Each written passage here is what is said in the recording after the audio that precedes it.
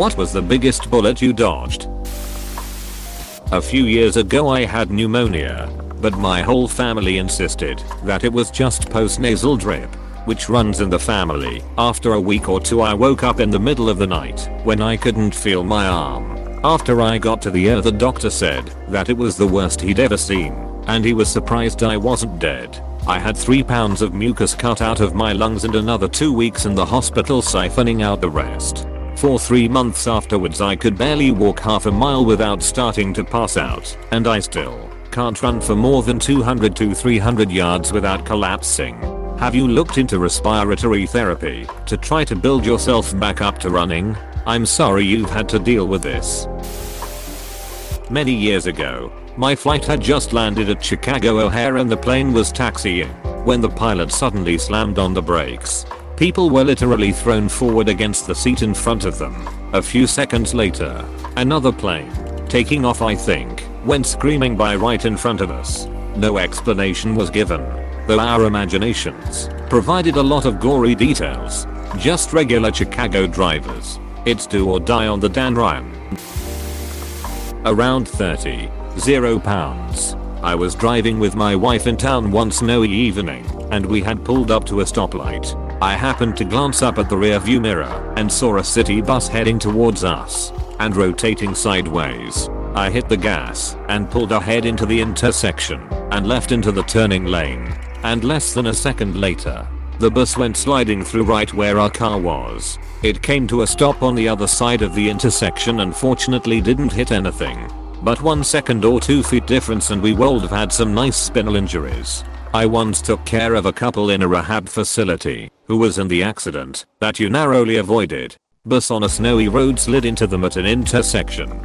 They had matching spinal cord injuries that resulted in them both being paralyzed from the waist down. You're really lucky.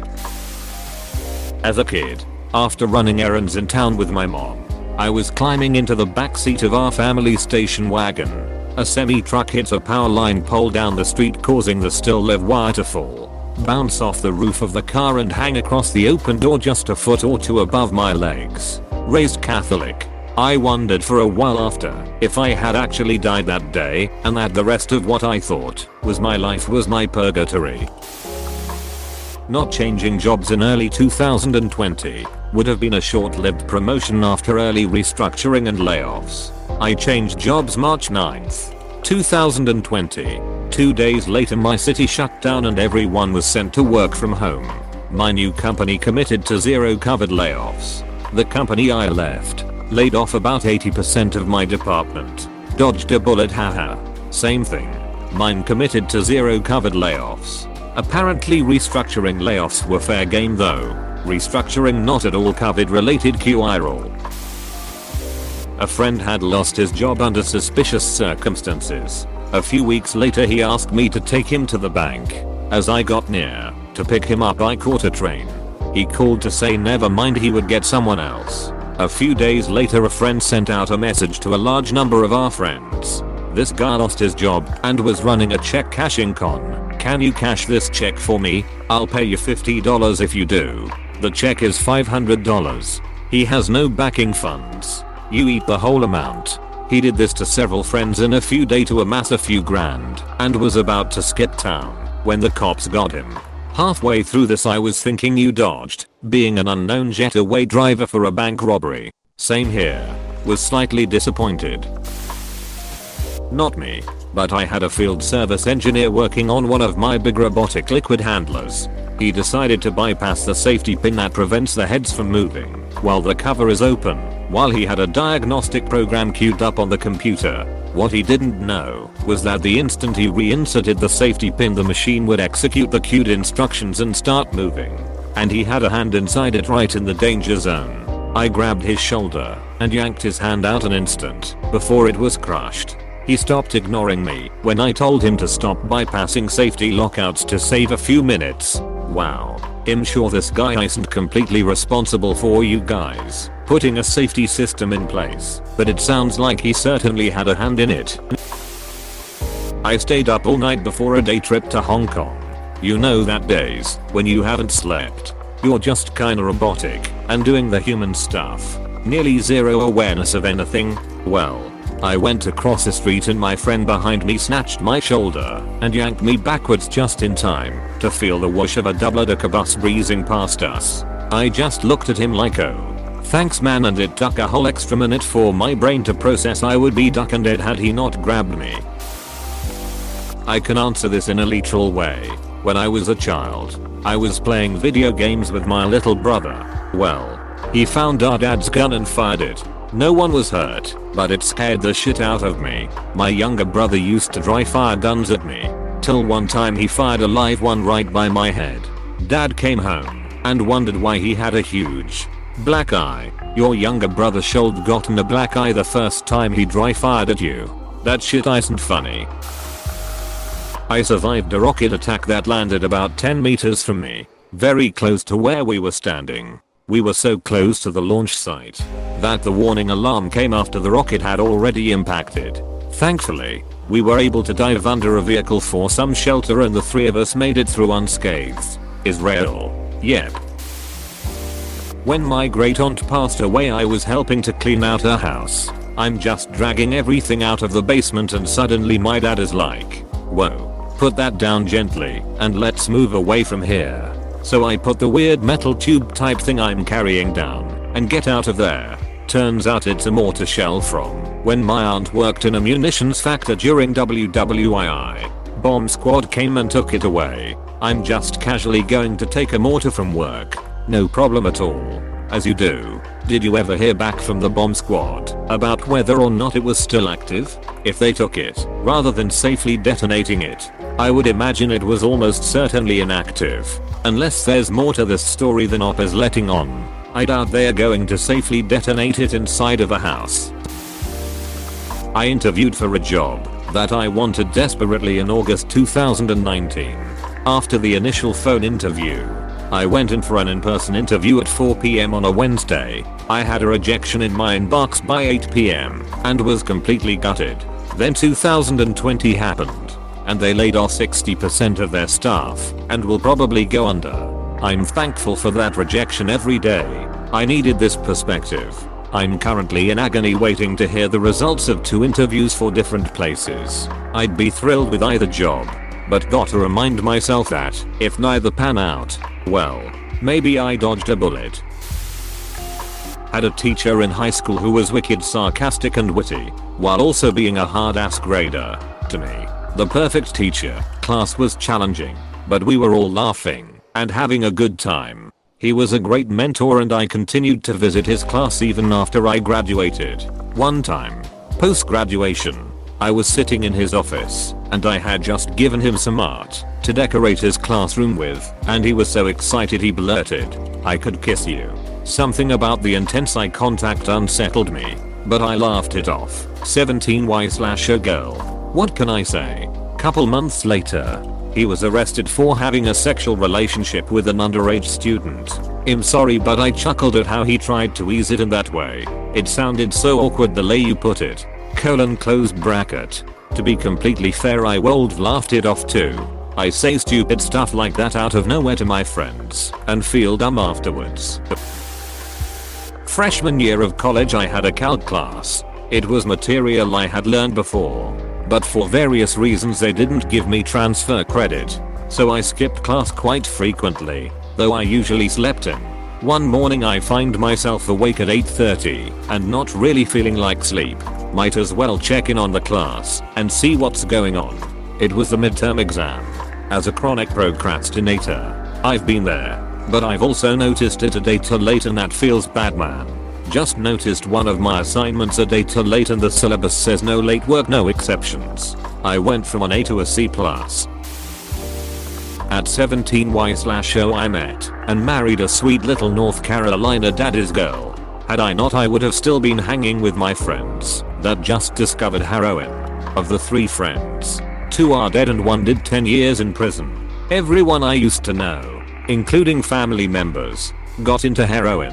I loved to party and had done all the drugs with them up to the point of heroin, and probably would have got into it too if it weren't for my effort at the time forbidding me from it. Thank God I loved her more than drugs to listen to her. A lot of them are dead. My sister and the rest of them are locked up. I just laughed at the thought of your GF telling you that you can do all the drugs you want, just not heroin.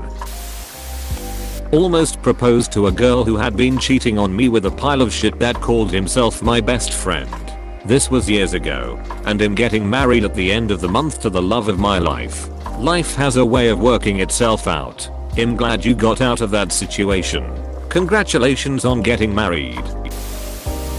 I had a cardiac arrest about 4 years ago. Dropped dead, in the middle of my shift.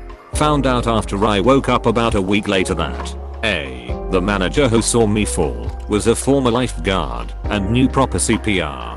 B. An ambulance happened to be passing about 2 blocks away. C. Probably the best cardio unit in my state was a 10-minute ambulance ride from where it all happened. Walked out of the hospital about 2 weeks later. Full recovery. A literal police car. The police were chasing someone, and I was crossing the road and my dumb bus was walking slowly, and the police car nearly grazed me. Look both ways and take off your headphones when you cross the road, kids! Exclamation mark. Look both ways and take off your headphones when you cross the road, kids! Exclamation mark. This can't be stated enough. And even if you have the right of way and will win any legal matter, I guarantee that won't mean shit to you when you're being peeled off the pavement. Studying video game development in college. Reading about the standard of living for those people and the horrific abusive practices in the industry made me realize I was totally right to just go with electrical engineering. Good move. I was once a game developer. That was sort of the peak of my programming career. I worked for a major dev house, on a game everybody has heard of, on a team with some of the biggest famous names in the industry. I went in thinking it was my dream job, only to find that it totally sucked. I wound up going back to school and becoming a nurse. This is lots better. Literally, I was walking back to our barracks in Afghanistan talking with my peers and my staff sergeant. We get to one part, my staff sergeant grabbed my collar and pulled me back. Right there was a unexploded 40mm grenade projectile from a launcher sitting where my foot was about to land. Big yikes. Missed a train by seconds. Got on the one after.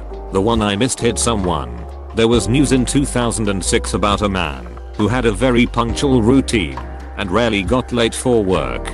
Fortunately, he was late on this day and missed the train, but caught the next one. The train he missed had a bomb in it. 5 of my buddies in high school invited me to go cruise around the backcountry roads because we had nothing else to do as teens in Iowa. I was getting ready to go and then decided I just was gonna stay home that night instead. Well, I'm glad I stayed home because their truck rolled several times after sliding out on a gravel road. There was a couple in the bed and they were ejected. One lost his left nut. One ended up in a coma. One ejected through the windshield and the rest had several broken bones and concussions. They all should have died, and I'm very grateful they didn't, but I'm also grateful I chose not to go. My uncle had something similar happen. He pissed off my grandpa by sleeping in one morning and being late with his chores. They lived on a farm, so grandpa told him he wasn't going out that night. He had plans to go out cruising with 4 of his friends. Their car ended up being struck by a train and all 4 were killed. My uncle still has some pretty bad survivor's guilt. Edit for spelling. I found a new job.